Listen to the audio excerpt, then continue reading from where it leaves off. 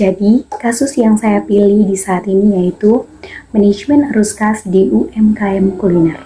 Nah, Ibu Siti adalah pemilik UMKM restoran Celisu yang mengalami kesulitan arus kas karena pembayaran supplier harus tunai.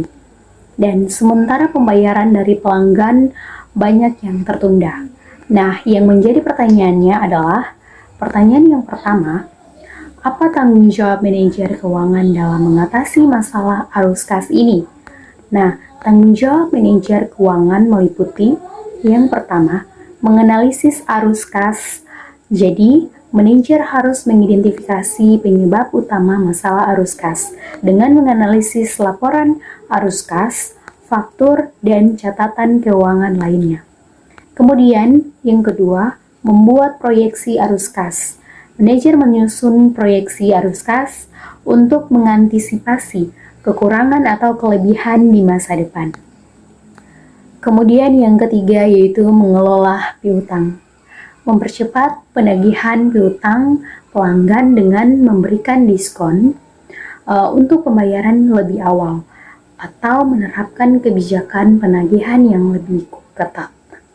Kemudian yang keempat yaitu mengelola utang. Menunda pembayaran utang kepada pemasok atau menegosiasikan persyaratan pembayaran yang lebih menguntungkan. Kemudian yang kelima yaitu mengoptimalkan pengelolaan persediaan. Mengurangi tingkat persediaan untuk mengurangi modal yang terikat dalam persediaan. Kemudian yang keenam yaitu mencari sumber pendanaan alternatif jika diperlukan, mencari sumber pendanaan jangka pendek seperti fasilitas cerukan, overdraft, atau pinjaman modal kerja.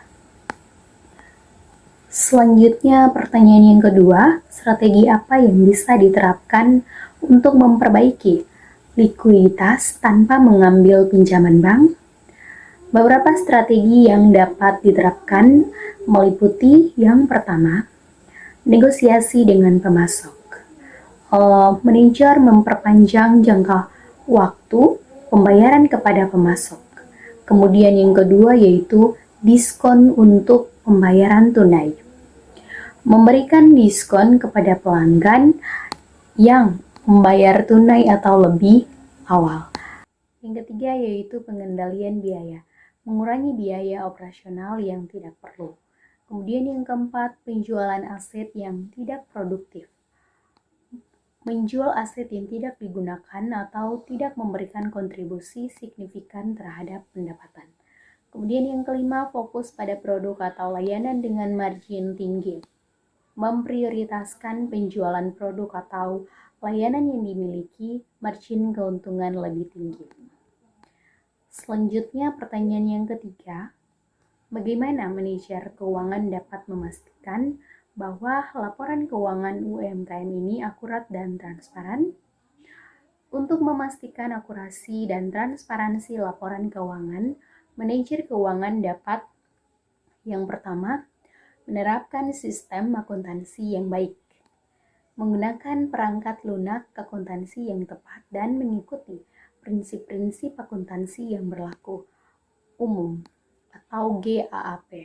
Kemudian yang kedua yaitu melakukan rekonsiliasi rutin.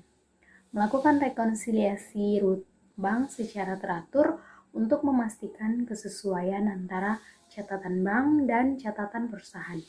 Kemudian yang ketiga yaitu melakukan audit internal. Melakukan audit internal secara berkala untuk mendeteksi kesalahan atau kecurangan.